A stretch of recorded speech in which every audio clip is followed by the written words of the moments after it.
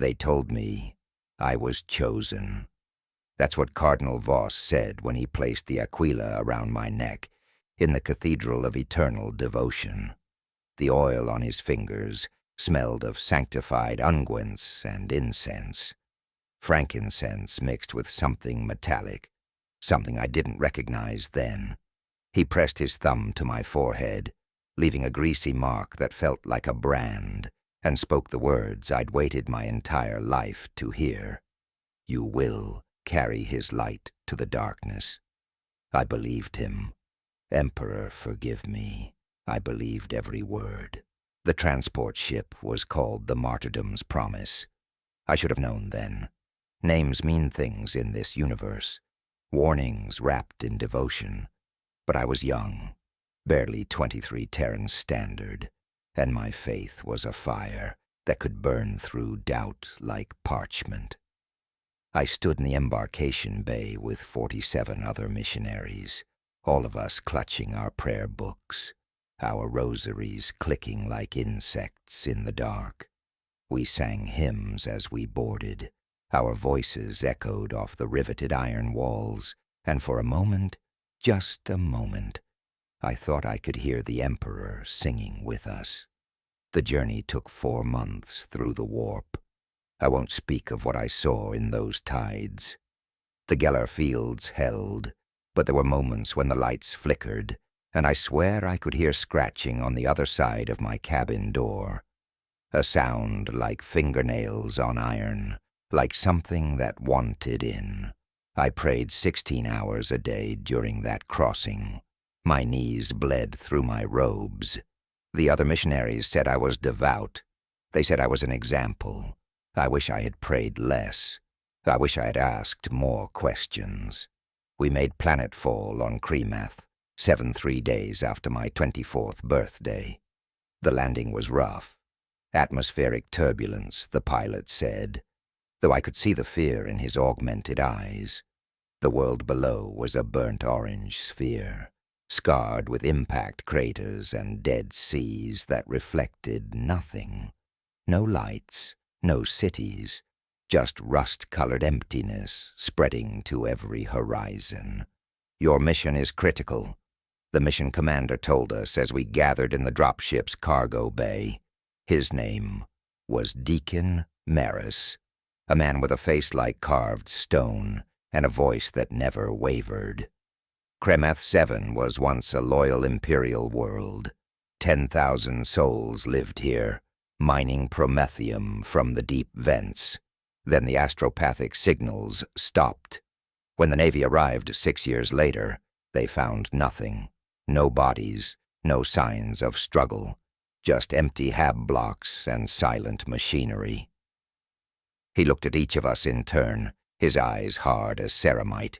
Your mission is to discover what happened, to purge any taint, and to reconsecrate this world in the Emperor's name. He paused.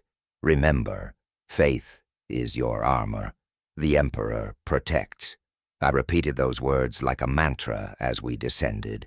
The Emperor protects. The Emperor protects. The air on Kremath 7 tasted like rust and ash. It coated my tongue, made my teeth feel gritty. The temperature was cold, not freezing, but that deep, bone-aching cold that seeps through your clothing and settles in your marrow.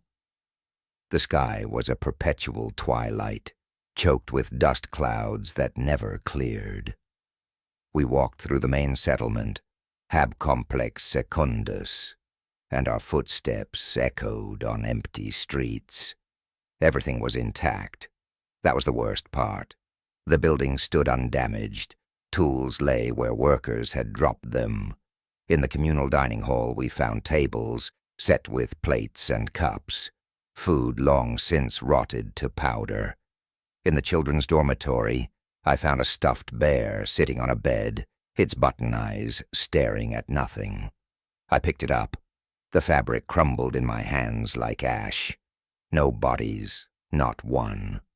We set up our mission camp in what had been the governor's residence, a squat building of rockcrete and corrugated steel, its windows dark, like empty eye sockets.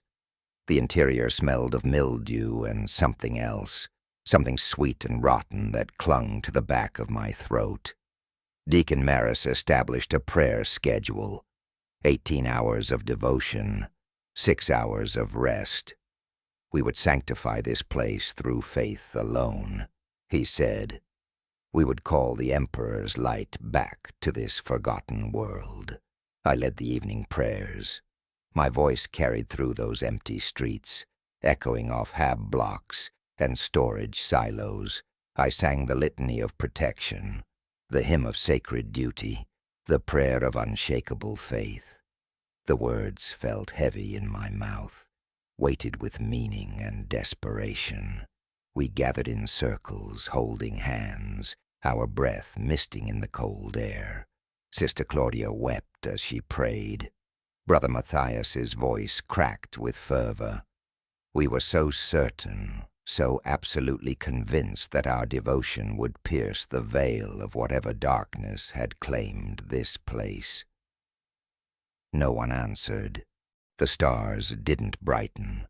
The wind didn't still. The oppressive weight of silence remained, thick and suffocating, pressing down on us like a physical thing. But we told ourselves it was a test, that the Emperor was watching, measuring our faith, waiting to see if we would falter. We didn't falter. Not then. The first disappearance happened on day 12.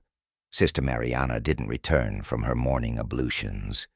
We found her prayer book open in the washroom, water still running in the sink.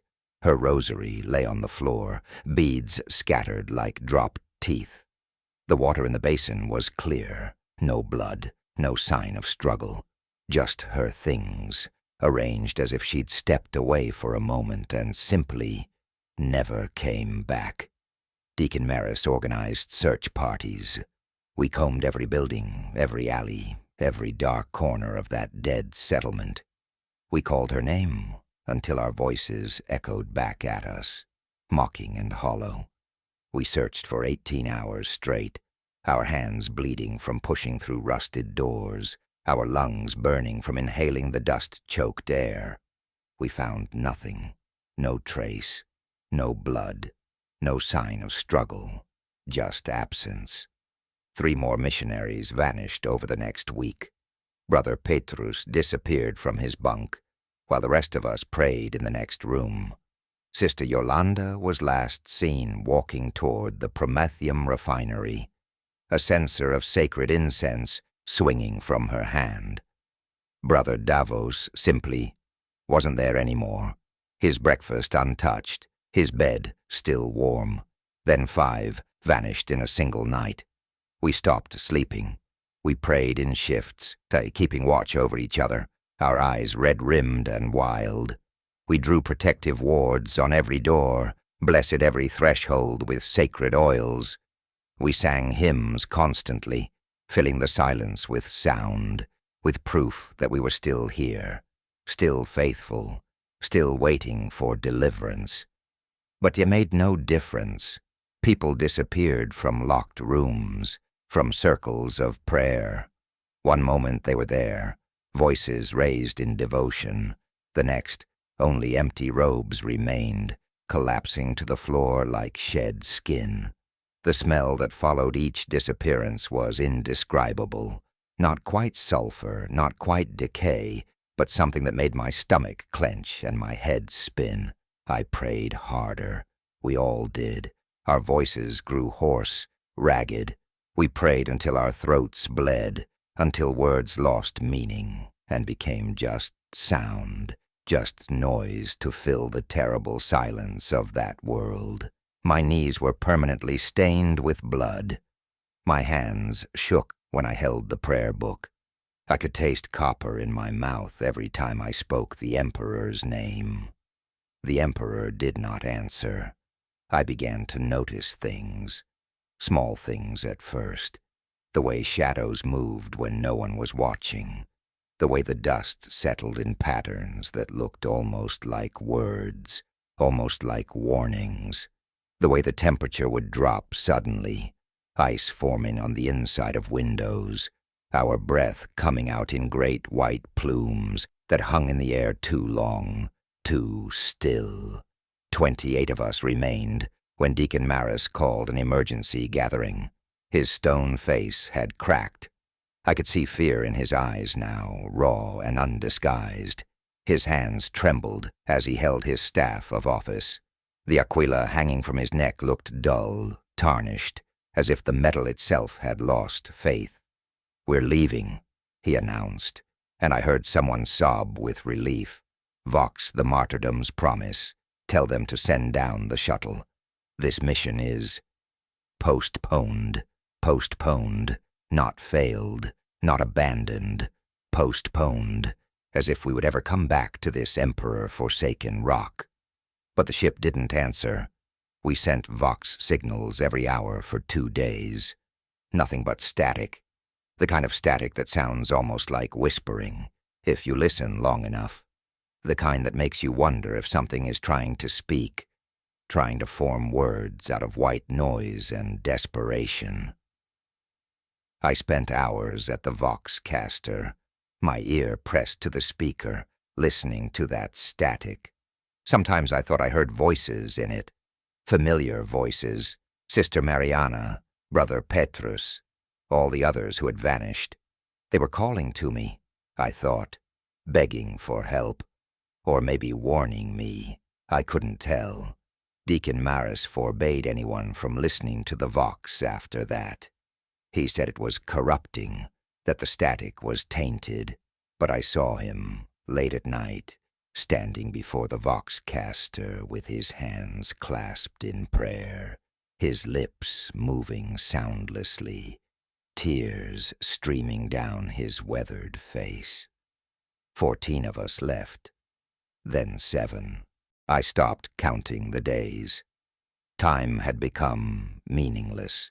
The twilight never changed. The temperature never warmed. We existed in a perpetual state of waiting, of anticipating the moment when we too would simply cease to be. The remaining missionaries began to change. Not physically, not at first, but their eyes grew hollow. Their prayers became mechanical, rote recitations devoid of feeling. We went through the motions of faith because we didn't know what else to do, because stopping meant admitting the truth. Brother Callus was the first to speak the heresy. We were gathered in the chapel, such as it was, just a cleared room with a makeshift altar, and he stopped mid-prayer. His voice just stopped. We all looked at him, waiting for him to continue. Instead he said, "He's not listening." The words hung in the air like poison gas. "He's never been listening." Not here, not to us. Deacon Maris struck him. The sound of flesh hitting flesh was shockingly loud in that quiet space. Brother Callus fell to his knees, blood trickling from his split lip, and he laughed, a terrible broken sound that made my skin crawl. "Strike me all you want, Deacon. It doesn't change the truth. We're alone. We've always been alone." Brother Callus disappeared that night, but his words remained, festering in our minds like infection. Then 3. Sister Agatha was the first to go mad. She spent her final hours before disappearing, scratching words into the walls with a piece of broken metal. The same words, over and over. "Can't hear us, can't hear us, can't hear us." Her fingers bled, leaving rusty smears across the rockcrete. But she didn't stop. She just kept scratching and scratching until her hands were mangled ruins and the walls were covered in desperate scripture. When she vanished, she was smiling. "Now there's only me." Deacon Maris disappeared 3 days ago. I found his staff of office lying in the center of the chapel, perfectly placed, as if he'd set it down carefully before walking away. His prayer book was open to the litany of final rites. The last thing he'd written in the margins was a single word, underlined 3 times. "Why? I don't leave the chapel anymore. There's no point. Nowhere to go, nothing to do but wait. I've lit every candle we brought, arranged them in concentric circles around the altar. The light should be comforting. It's not. It just makes the shadows deeper, darker, more present. I'm writing this in that candlelight, surrounded by the echoes of prayers that were never heard, on parchment that will probably crumble to dust before anyone finds it. My hand aches. My eyes burn. I can barely see the words anymore. I've realized something, sitting here in the silence. The Emperor isn't silent because he's testing us. He isn't silent because we're unworthy, or because our faith is weak. He's silent because he's not listening. Because in a galaxy of quintillions of souls, crying out across 1,000,000 worlds, how could he hear one voice? How could he hear 47 voices? How could he hear 10,000? The math is simple, really. Terrifying, but simple. The Imperium spans 1,000,000 worlds. Each world holds billions of souls. Every single one of them prays. Every single one of them begs for salvation, for deliverance, for just a moment of divine attention. The noise must be deafening, a roar of faith so loud that individual voices are lost, drowned out, meaningless. We were told we were chosen, but we weren't chosen for salvation. We were forgotten before we even arrived. I can hear them now in the streets outside, the ones who came before us, the miners, the families, the children. They're still here, I think, trapped in the spaces between moments, between breaths. Sometimes I see shapes at the edge of my vision, figures that dissolve when I turn to look. Sometimes I hear footsteps that stop just outside the door. Sometimes I hear singing, hymns I recognize, voices I remember. But when I listen closely, the words are wrong, twisted, like prayers said backwards, or prayers to something that isn't the Emperor at all. They're waiting for me to join them. The candles are burning lower. Soon it will be completely dark. I could light more. But what's the point? The darkness will come regardless. It always does. On forgotten worlds, in forgotten systems, where forgotten people pray to a god who doesn't remember their names. I've started to understand what happened here. Why 10,000 people vanished without a trace. Why 47 missionaries followed them into oblivion. This place is a gap in the Emperor's sight, a blind spot in his divine vision. The light of the Astronomicon doesn't reach here, not truly. We're too far, too insignificant, too utterly unimportant. And into that gap, something else has crept, something that feeds on faith turned sour, on prayers that go unanswered, on the despair of the forgotten. I don't know what it is. I don't think I want to know. Cardinal Voss was wrong. I didn't carry his light to the darkness. I carried my faith into a void that swallowed it whole. If anyone finds this, if the martyrdom's promise ever returns, if some other expedition stumbles upon this dead world, know this: your prayers mean nothing here. Your faith is not armor. The Emperor protects, you'll say. You'll believe it, just like I did. But protection requires attention. And there are places in this galaxy so remote, so insignificant, so utterly unimportant to the vast machinery of the Imperium that even the Emperor's gaze cannot reach them. We are specks of dust in an infinite void. We are mayflies screaming into hurricanes. We are forgotten before we even arrive. The footsteps are at the door now. I can hear breathing. Not human breathing, but something else. Something that sounds like wind through empty corridors, through abandoned hab blocks, through the hollow spaces where people used to be. The candles are flickering, though there's no breeze. The shadows are growing longer, reaching toward me like fingers. I'm not afraid anymore. Fear requires hope, and hope requires the belief that someone, somewhere, cares whether you live or die. I know the truth now. We were sent here to die, not as martyrs. Martyrs are remembered. We were sent here to vanish, to become part of the silence, to join the thousands of others who prayed in the darkness and received no answer. We are the forgotten, the abandoned, the evidence that faith alone is not enough. The door is opening. I can see them now. All of them. Sister Mariana with her sad eyes, Brother Petrus with his gentle smile, Deacon Maris, his stone face finally at peace, the miners and their families, the children with their hollow stares, 10,000 souls, plus 47 more, all waiting for me. I won't run. Where would I go? This whole world is a grave, and I've been dead since the moment I stepped off that shuttle. They told me I was chosen. They were right, just not the way I thought. I'm putting down the pen now. My hand is steady. The shadows are close. I can feel their coldness, their hunger, their endless, infinite patience. They've been waiting so long, and I'm tired, so tired of praying to silence, so tired of faith without answer, so tired of... In the grim darkness of the far future, not even the forgotten can die.